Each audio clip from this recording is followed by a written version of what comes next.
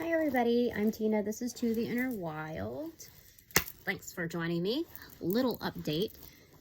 I just came back from going to the beach to ground myself. It is a few days before the full moon in Cancer, and it is Thursday, I think 13th.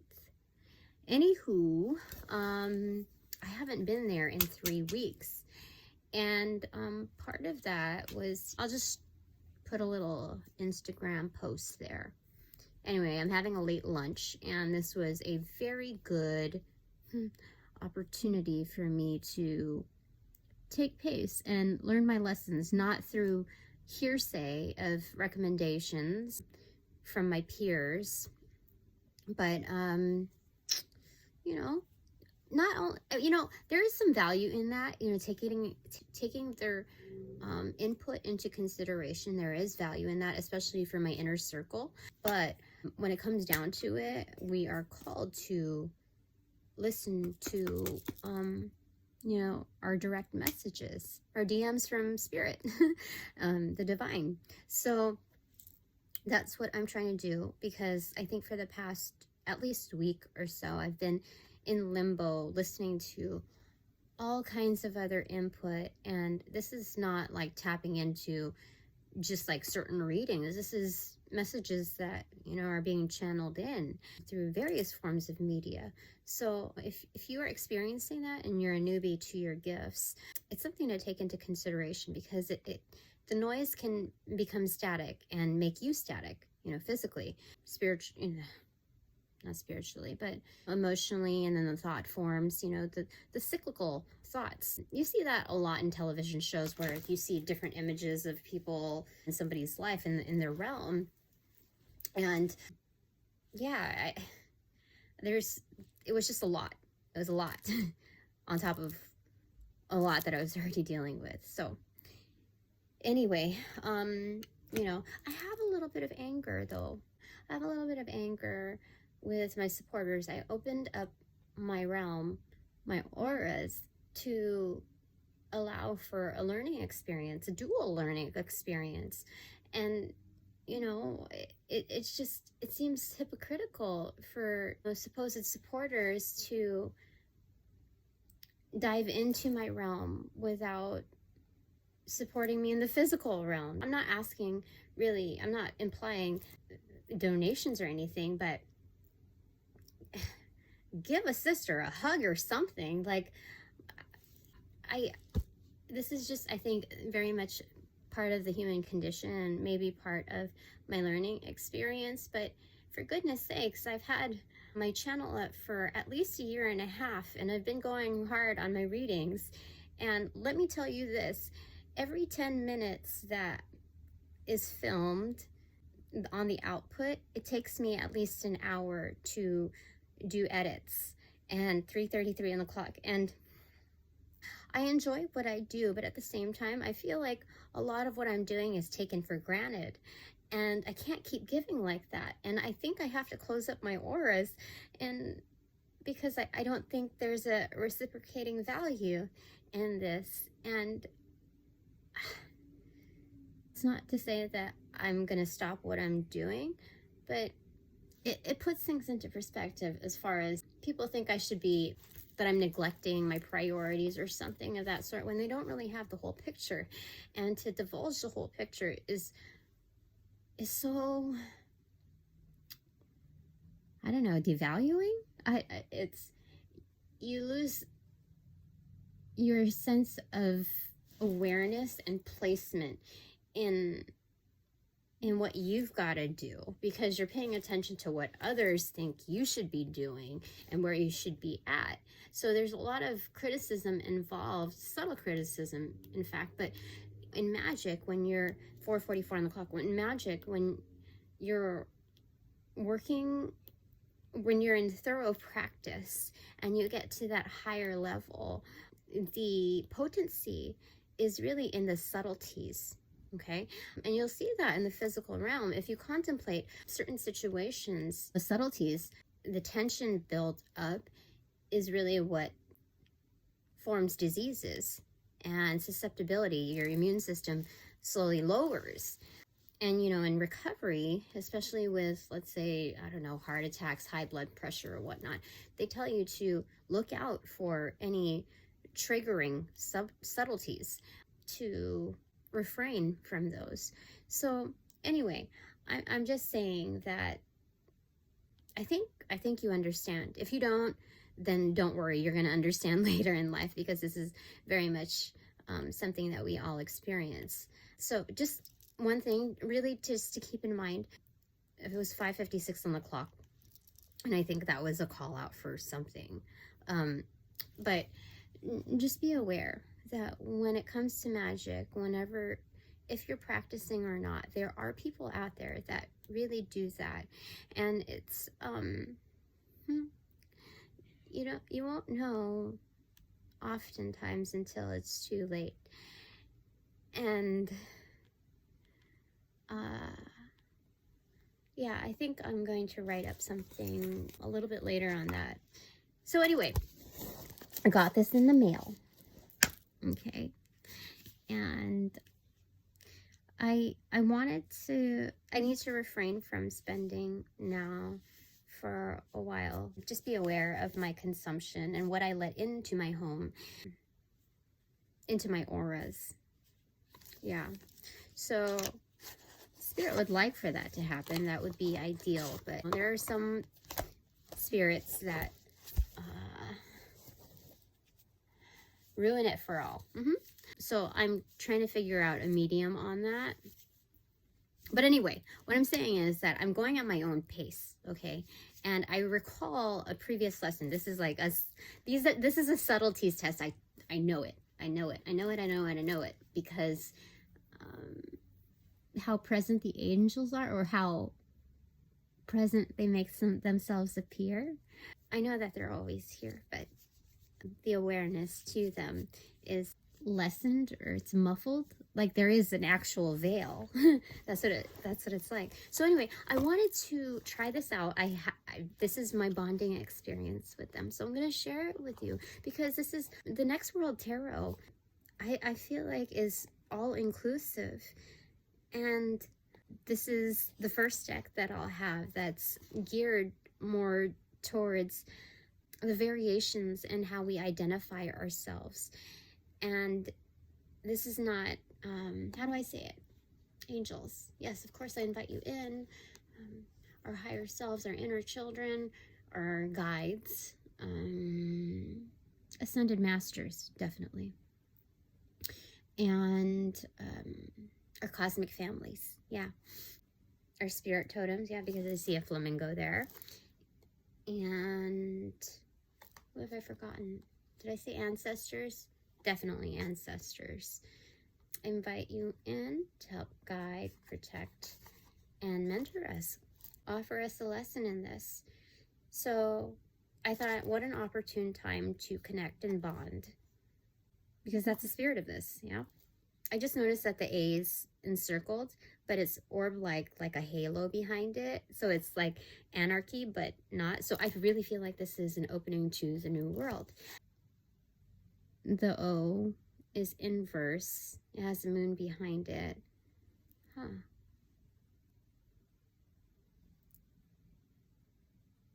That's interesting. The person that's holding a sign says, "Stop killing us,"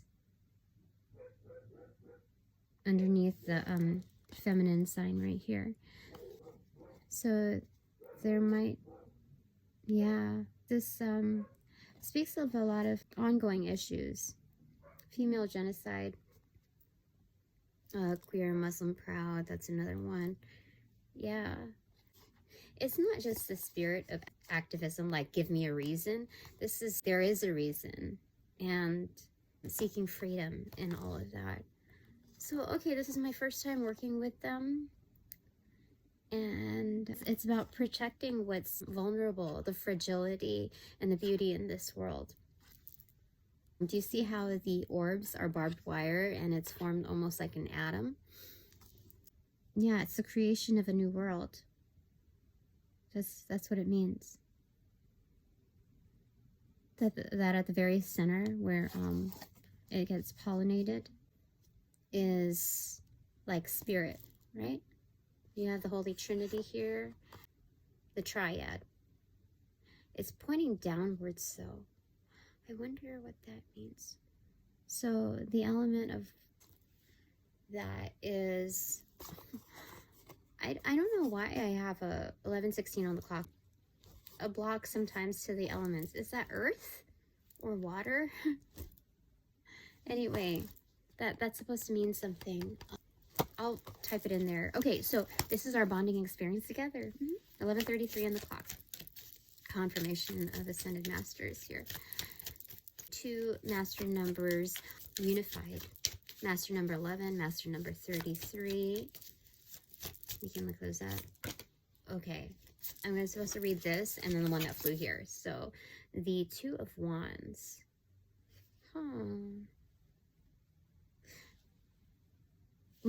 Okay, so maybe that's supposed to clarify here. Okay, 3 of Pentacles, the Page of Wands, and Justice.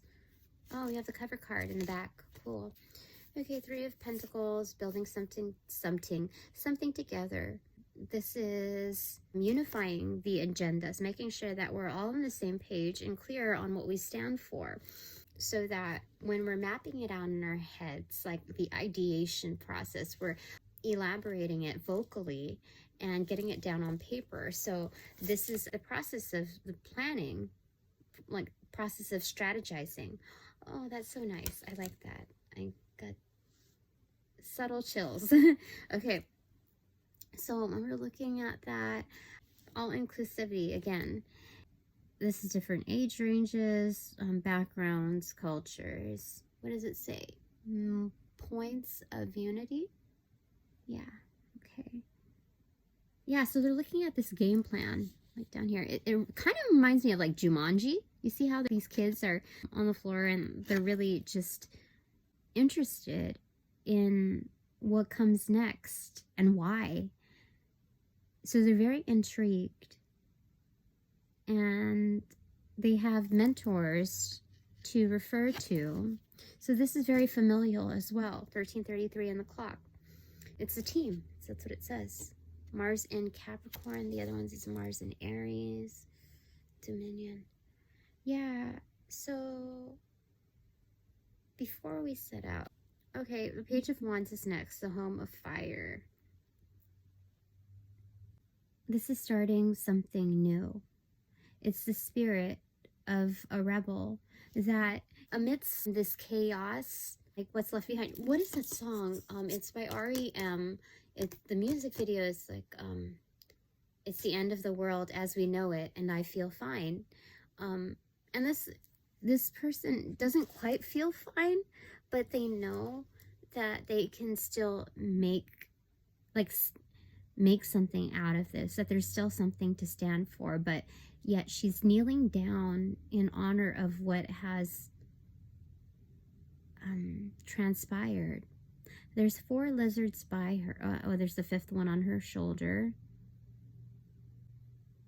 And how interesting. First off, okay, the 5 lizards, that's, I think, is that fire or earth? I think they're more of like an earth element. So 5 of earth, that's like 5 of Pentacles right there. But that transformative quality of what's around her, what lay in shambles, can be considered a loss.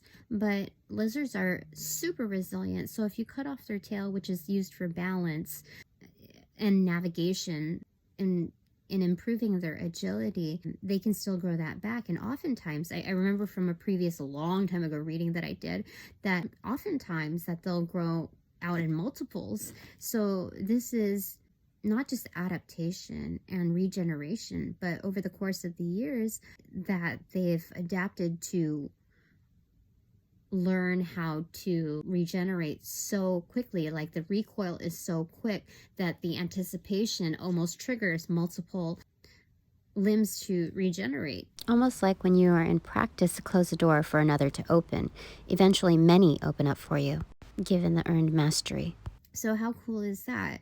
We can become not just better, but almost superior in our recoil, that we have more than enough to stand on. Yeah. Okay. So the curious thing about this for me is seeing how, let me see, give me this, give me a second. Okay, I will use this, that's fine. Actually, I don't want to use that. What's a good one? I need a pointer, excuse me for just a second. Okay, I'm going to use this sage. You see how the leaf down here? Oh wait, where's her staff?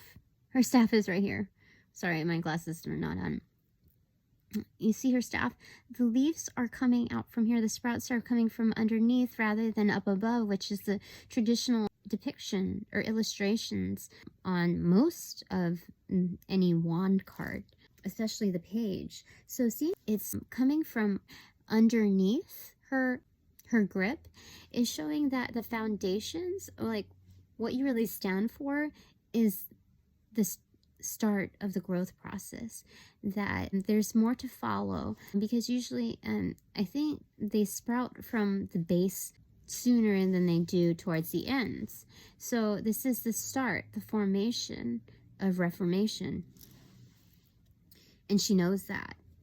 So some of you might be like almost punk too, rebellious, but also as part of a team. Like you stand for something. You don't just stand alone. This is not anarchic, even though it is chaotic in its and you know what I'm just seeing also here? Oops.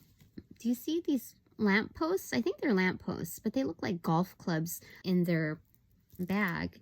So this is a bridge, and I think it's depicting like as you walk that bridge, it's like you're taking in all of the destruction, but also you're using your resources in every attempt, different angles in moving forward. So it's like you're hanging up it's almost like trophies, laying your stakes in the ground. Like, I did this, I used this in my life, I used that in my life that I had to resource. So it's almost like flagged milestones as you walk this like Golden Gate Bridge. So this is San Francisco, I believe.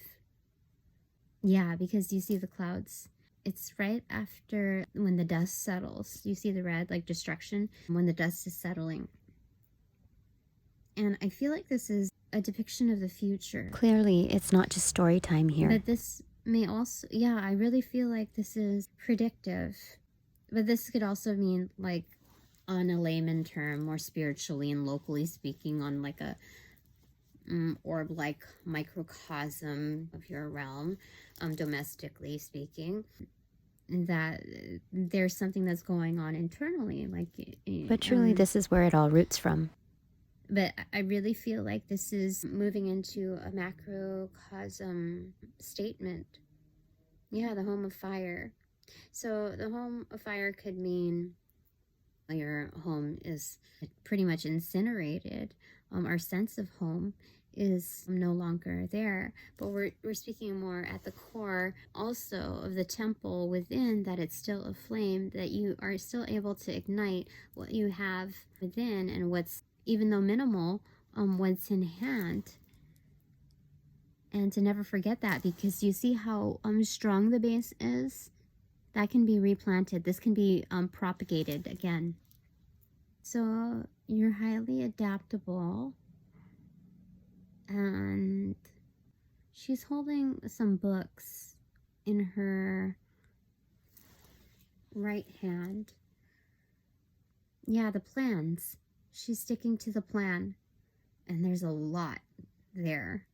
Yeah. So when you're taking all of this in, remember to take a deep breath, or rather a breather. There's also a bird over here, so she has help from the divine. They're looking out for her. They're watching her back. You see how it's turned away from her. And then justice behind it, which we already described in on the box.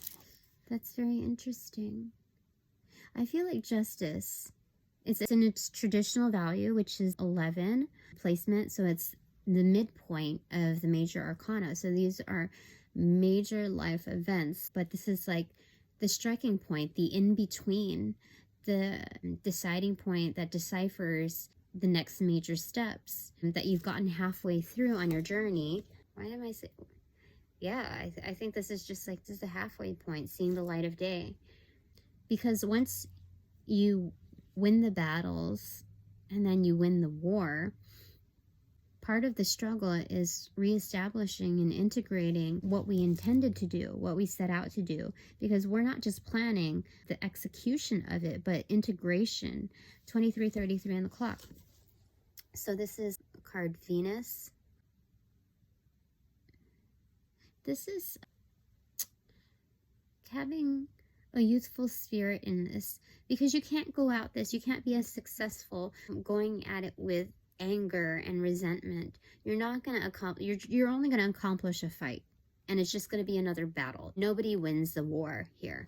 The reminder of that is because the sun is in the background and it's cleared out here. Do you see here? The red has, the skyline has diminished its frequency of destruction. And now the day is clear, and success is to be had once you're able to integrate that childlike philosophy, which is very simplistic and pure. Yeah, I think this is something that we really need to consider before we set forth. This is not considered lacking, but something that takes time. And this needs to we need to give more weight to this card, because this is a prompt. That's what it is. This is a prompt, because this would be an active mode. Like, we've got the world in our hands, we're contemplating, we are deciding, like, figuring out what our possibilities are, the opportunities, the threats. It's like a SWOT analysis: strengths, weaknesses, opportunities, and threats. And holding your moral compass like you're a lollipop girl, basically. Lollipop kid. So you're introducing a new world, like the Wizard of Oz. That's what they were doing. That's what that is. And doing with what you have, because there's cactus here that have been bitten into. Foretelling of tough times ahead. Let me see if there's anything else over here. Oh yeah, we were going to read Justice, right? 2644 on the clock. Justice, okay. When justice prevails, communities on the margin are elevated, yet the oppressor strengthens as it fends to maintain power. We see it in the history of United States presidencies, as the most intolerant conservatives have risen during times of human resilience. Renaming it civil disobedience, civil unrest is a necessary step in ending systems rooted in racism, misogyny, ableism, homophobia, and hate. Justice is connecting to the root of a movement and fully practicing what you believe in. Justice is accountability.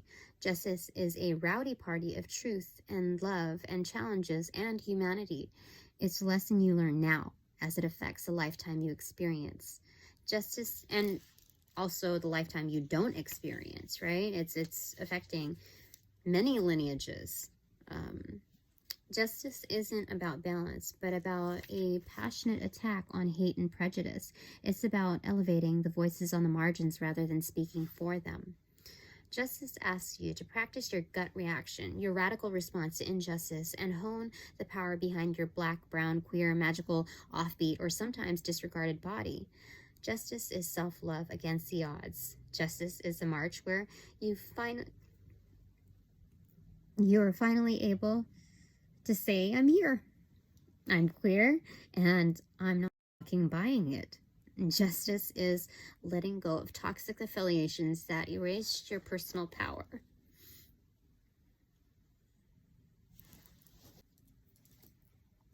While being accountable to your role in them. Yes, definitely. Justice is sharing that power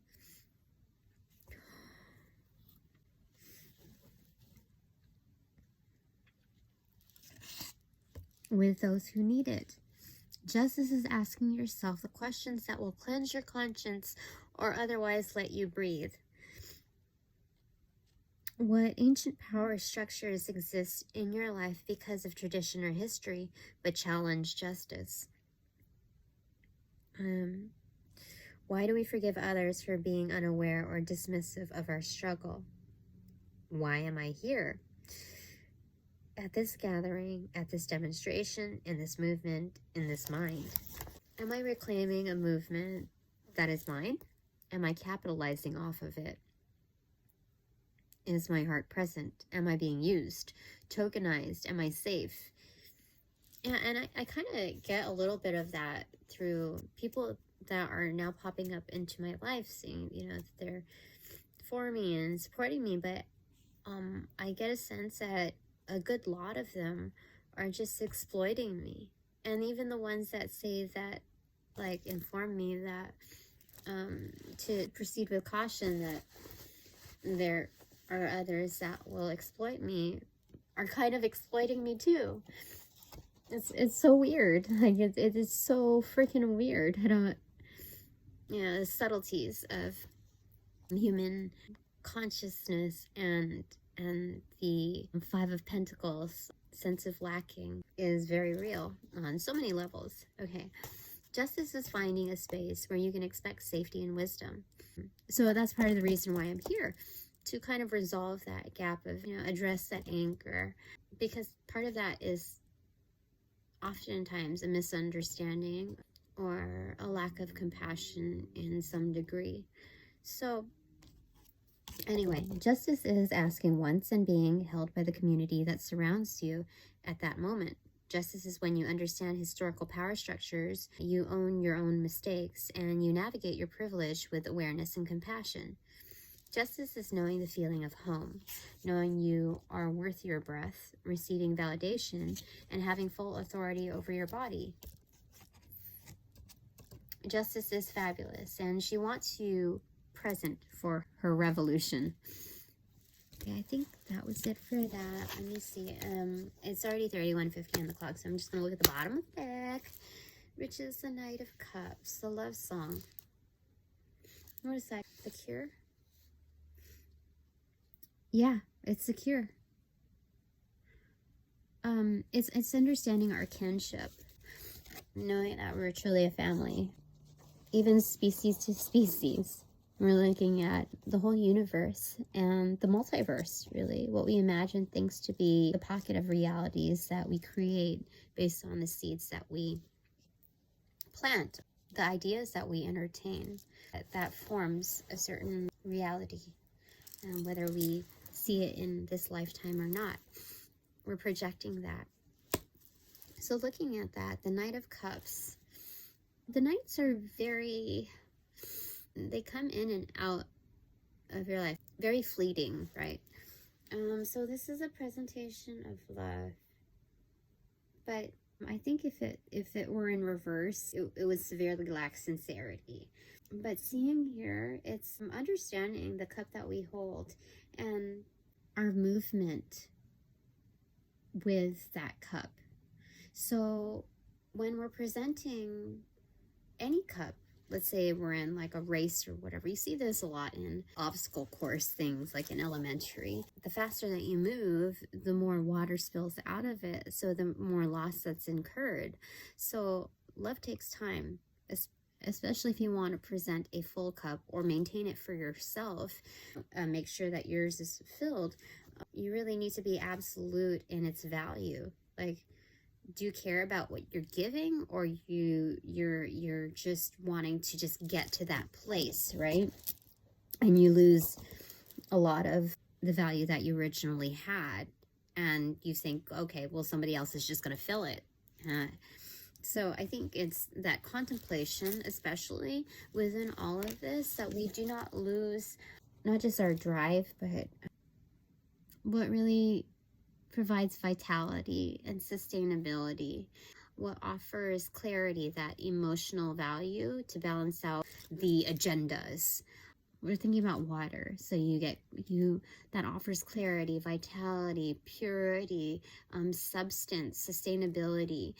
Your intuition, really, you can lose a lot of that moving in haste. Yeah, you see how everything is like a blur in the background, but it's also very much like there's a sea cliff, right? So there's so much more available, but you're not able to see that and moving in haste, like you're on a freeway. So it's important with whatever you hold in hand internally that you are securing that, and you make sure that you take, how do you say this, because this knight is not on a horse, so, and he's on barefoot, so there's this is a stronger knight. It's very low key, but he's much more grounded, and this is very, very important here.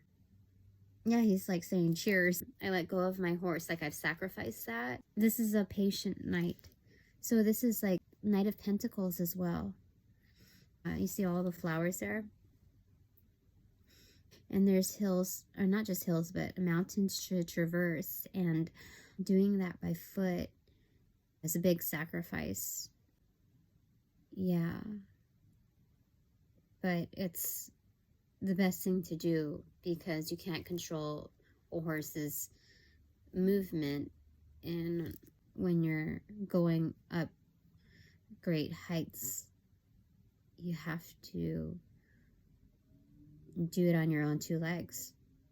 So this is a knight that is on his way to, it's like with the mentality of a king, but he has to do this journey first in order to, you know, really self-validate, like, I did it, I did this. So what's behind him? The Messenger, 5. So that is the Hierophant, or the High Priest. Yeah, standing up behind that podium. And yeah, it's like getting suited up, becoming more formal, knowing what, not just what to say, but how to present yourself to the world. Yeah. Because you're being seen. That's Venus too, yeah? Do you see that? That's like in the background. Right there. That's her audience. The Messenger. Interesting. Okay, that's something to contemplate on. Both are. Wow, that's interesting. Okay. Because this is very, very important to come through with substance, because if this is what's to come, then you need to make sure that, like, you're very careful with your words, and more careful with your intent, because it could incite a riot, but that's not the main initiative. The main initiative is, I'm going to be, oh look, behind it, the Wheel of Fortune. Addressing that bigger picture. Traction for everyone, so that people feel like their future holds like some kind of destiny. Like they're not just like, it's hope. It's hope that you want to bring to others. Yeah. You want others to follow through like you are. So 5, and then you double up and it's 10. It's giving other people hope that they will have the resources to get where they need to be, and where they are is safe. Yeah. Okay, I think that's it for now. I hope that helped. Anyway, thanks for joining me. 41:01 on the clock, and I'm not gonna do the whole spiel, okay? Just if you liked it. Oh God, I'm not gonna do the whole spiel. Just take care. I hope you are well. Hope to see you again next time. Until then, bye for now.